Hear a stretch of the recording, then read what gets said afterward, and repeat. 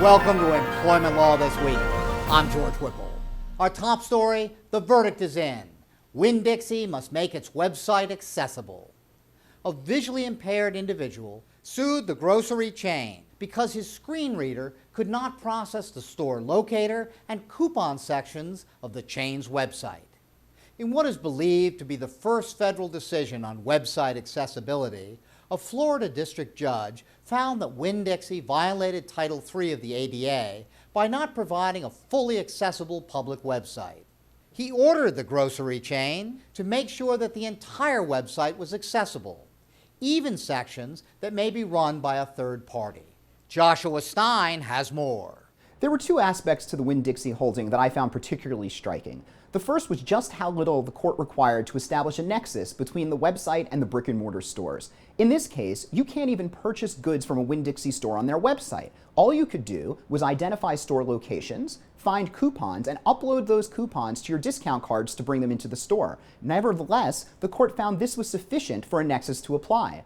Second, the court expanded the obligations for accessibility well beyond what most settlement agreements have found to date, requiring that WinnDixie make third-party avenues of its website accessible as well. This didn't just apply to advertisers that might have a contract with WinnDixie, but also to tech giants like Google, where WinnDixie clearly had no control over their applications. The Justice Department reverses its position on whether mandatory class action waivers violate the NLRA. The DOJ has filed a brief arguing that mandatory class action waivers are enforceable in employment arbitration agreements.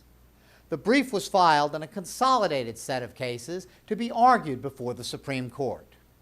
The DOJ took the opposite position last year while representing the NLRB in these same cases.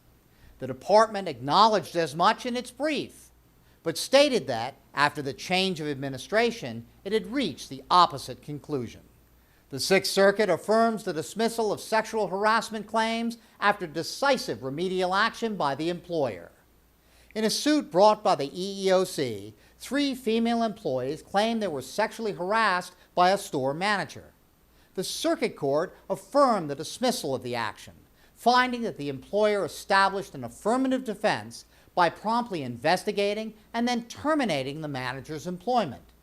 The court also held that the manager was not a supervisor under the law because he did not have the authority to take tangible employment actions against the employees, which would have held the employer to a higher standard.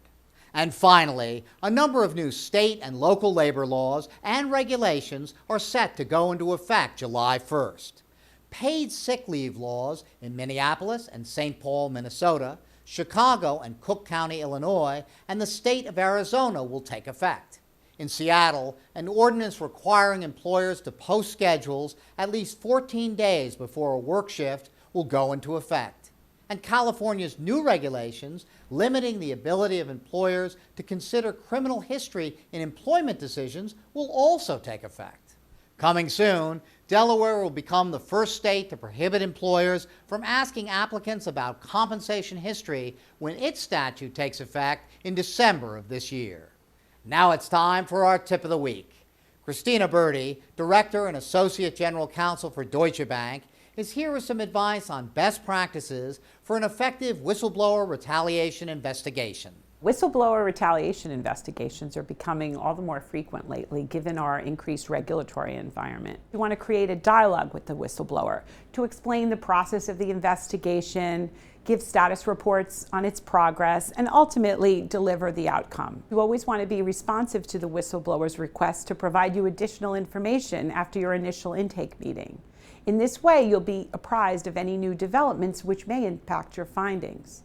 And lastly, as a final closing tip, it's really important to coordinate with your HR and legal advisory teams in terms of any new developments that might occur during the course of the investigation that may impact the whistleblower and other relevant witnesses who are active employees. Thanks, Christina. That's it for Employment Law This Week. Thank you very much for watching, and we'll see you next time.